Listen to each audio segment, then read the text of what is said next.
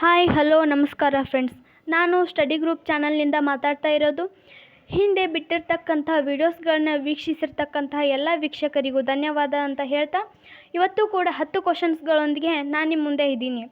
ಹಾಗೆ ನೀವು ನಮ್ಮ ಚಾನಲನ್ನು ಹೊಸದಾಗಿ ನೋಡ್ತಾ ಇದ್ದರೆ ಈಗಲೇ ಪಕ್ಕದಲ್ಲೇ ಕಾಣ್ತಾ ಇರ್ತಕ್ಕಂತಹ ಸಬ್ಸ್ಕ್ರೈಬ್ ಬಟನನ್ನು ಕ್ಲಿಕ್ ಮಾಡಿ ಬೆಲ್ ಬಟನನ್ನು ಒತ್ತಿ ಅಂತ ಹೇಳ್ತಾ, ನೋಡಿ ಇವತ್ತಿನ 10 ಕ್ವಶನ್ಸ್ಗಳು ಯಾವುವು ಅಂತ ನೋಡೋಣ ಬನ್ನಿ.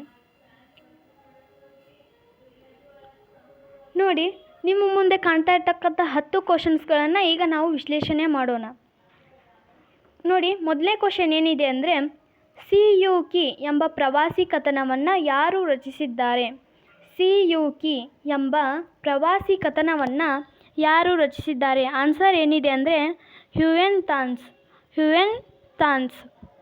ನೋಡಿ, ಈ ಹ್ಯುಯೆನ್ ತ್ಸಾಂಗ್ ಎಂಬುವವನು ಹರ್ಷವರ್ಧನನ ಆಸ್ಥಾನದಲ್ಲಿ ಹಲವು ವರ್ಷಗಳ ಕಾಲ ನೆಲೆಸಿರ್ತಾನೆ. ಅಷ್ಟೇ ಅಲ್ಲದೆ ಈ ಸಿಯುಕಿ ಎಂಬ ಗ್ರಂಥದಲ್ಲಿ ಪಶ್ಚಿಮ ರಾಜ್ಯದ ದಾಖಲೆಯನ್ನು ದಾಖಲಿಸಿದ್ದಾನೆ. ಹಾಗೆ ನೋಡಿ, ಮುಂದಿನ ಕ್ವಶನ್ ಏನಿದೆ ಅಂದರೆ, ಎರಡನೇ ಕ್ವಶನ್ನು, ಕಾಶ್ಮೀರದ ಕಾರ್ಕೋಟ ಸಾಮ್ರಾಜ್ಯದ ಸ್ಥಾಪಕ ಯಾರು? ಕಾಶ್ಮೀರದ ಕಾರ್ಕೋಟ ಸಾಮ್ರಾಜ್ಯದ ಸ್ಥಾಪಕ ಯಾರು? ಆನ್ಸರ್ ಏನಂದರೆ ರಾಜ ದುರ್ಲಭವರ್ಧನ ಏನಂದರೆ ಕಾಶ್ಮೀರದ ಕಾರ್ಕೋಟ ಸಾಮ್ರಾಜ್ಯದ ಸ್ಥಾಪಕ. ನೆಕ್ಸ್ಟ್ ಕ್ವಶನ್, ಮೂರನೇ ಕ್ವಶನ್ ಏನಿದೆ ಅಂದರೆ, ಯಾವ ಕೋಟೆಯನ್ನು ಭಾರತದ ಕೋಟೆಗಳ ಕೊರಳಹಾರದ ಮುತ್ತು ಎಂದು ಕರೆದಿದ್ದಾರೆ? ಯಾವ ಕೋಟೆಯನ್ನು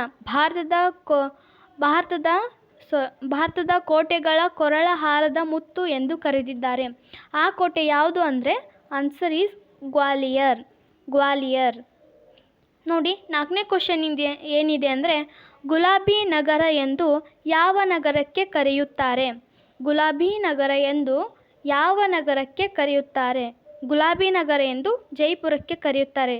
ಯಾಕೆ ಜೈಪುರವನ್ನು ಗುಲಾಬಿ ನಗರ ಅಂತ ಹೇಳ್ತಾರೆ ಅಂದರೆ, ಇಲ್ಲಿ ಕಟ್ಟಡಗಳು ಹೆಚ್ಚಾಗಿ ಗುಲಾಬಿ ಬಣ್ಣದಲ್ಲಿರುವುದರಿಂದ ಜೈಪುರವನ್ನು ಗುಲಾಬಿ ನಗರ ಎಂದು ಕರೆಯುತ್ತಾರೆ. ನೋಡಿ, ಐದನೇ ಕ್ವಶನ್ ಏನಿದೆ ಅಂದರೆ, ಗುರ್ಜರ ಪ್ರತಿಹಾರ ವಂಶದ ಪ್ರಸಿದ್ಧ ರಾಜ ಯಾರು? ಗುರ್ಜರ ಪ್ರತಿಹಾರ ವಂಶದ ಪ್ರಸಿದ್ಧ ರಾಜ ಯಾರು ಅಂದರೆ ನಾಗಭಟ ಆನ್ಸರ್. ನೋಡಿ, ಆರನೇ ಕ್ವಶನ್ ಏನಿದೆ ಅಂದರೆ, ಅಹೋಮ್ ಸಾಮ್ರಾಜ್ಯವು ಯಾವ ಪ್ರದೇಶದಲ್ಲಿ ಆಳ್ವಿಕೆ ನಡೆಸಿತು? ಅಹೋಮ್ ಸಾಮ್ರಾಜ್ಯವು ಯಾವ ಪ್ರದೇಶದಲ್ಲಿ ಆಳ್ವಿಕೆ ನಡೆಸಿತು? ಆನ್ಸರ್ ಏನಂದರೆ ಅಸ್ಸಾಂ ಪ್ರದೇಶದಲ್ಲಿ ಅಹೋಮ್ ಸಾಮ್ರಾಜ್ಯವು ಆಳ್ವಿಕೆ ನಡೆಸಿತು. ನೋಡಿ, ಏಳನೇ ಕ್ವಶನ್ ಏನಿದೆ ಅಂದರೆ, ಸಾಳ್ವ ವಂಶವು ಯಾವ ವರ್ಷದಲ್ಲಿ ಸ್ಥಾಪನೆಗೊಂಡಿತು? ಸಾಳ್ವ ವಂಶವು ಯಾವ ವರ್ಷದಲ್ಲಿ ಸ್ಥಾಪನೆಗೊಂಡಿತು? ಸಾಳ್ವ ವಂಶವು ಸಾಮಾನ್ಯ ಶಕ 1805ರಂದು ಸ್ಥಾಪನೆಗೊಂಡಿತು. ನೋಡಿ, ಸಾಮಾನ್ಯ ಶಕ 1805 ಇದು ಆನ್ಸರ್. ಎಂಟನೇ ಕ್ವಶನ್ ನೋಡಿ, ಕನ್ನಡ ರಾಜ್ಯ ರಮಾರಮಣ ಎಂಬುದು ಯಾರ ಬಿರುದು?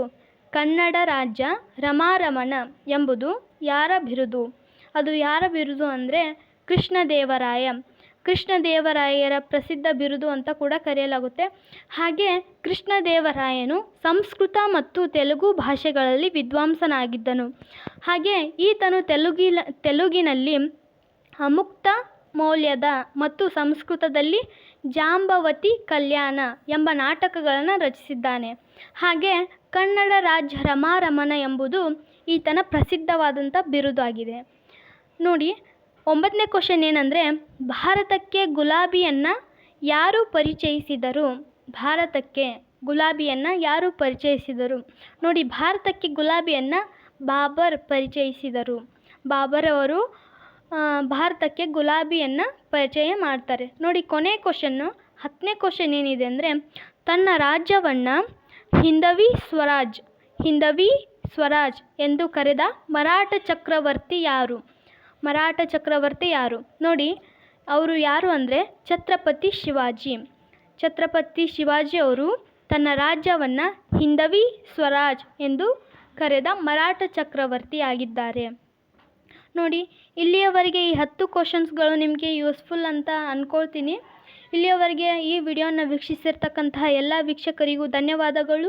ಹಾಗೆ ಇನ್ನೂ ಹೆಚ್ಚು ಹೆಚ್ಚು ವಿಡಿಯೋಗಳನ್ನು ಮುಂದಿನ ಅವಧಿಯಲ್ಲಿ ನೋಡೋಣ ಅಂತ ಹೇಳ್ತಾ ಇಲ್ಲಿಗೆ ಈ ವಿಡಿಯೋವನ್ನು ಮುಕ್ತಾಯಗೊಳಿಸುತ್ತಿದ್ದೇವೆ. ಧನ್ಯವಾದಗಳು.